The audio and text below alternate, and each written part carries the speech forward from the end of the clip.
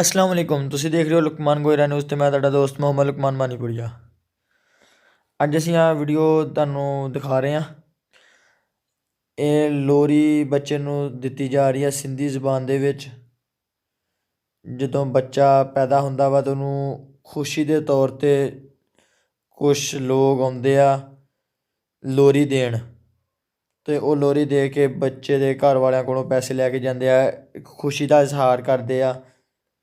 ਅਤੇ ਦੇਖੋ ਕਿੱਦਾਂ ਬੱਚੇ ਨੂੰ ਲੋਰੀ ਦਿੱਤੀ ਜਾ ਰਹੀ ਆ, ਬੱਚਾ ਵੀ ਕਾਫੀ ਮੁਸਕਰਾ ਰਿਹਾ। ਚੱਲਦੇ ਹਾਂ ਵੀਡੀਓ ਦੀ ਜਾਨਬ। ਅਗਰ ਤੁਹਾਨੂੰ ਸਾਡੀ ਇਹ ਵੀਡੀਓ ਪਸੰਦ ਆਈ ਹੋਵੇ ਤਾਂ ਵੀਡੀਓ ਨੂੰ ਸ਼ੇਅਰ ਅਤੇ ਲਾਈਕ ਲਾਜ਼ਮੀ ਕਰਨਾ।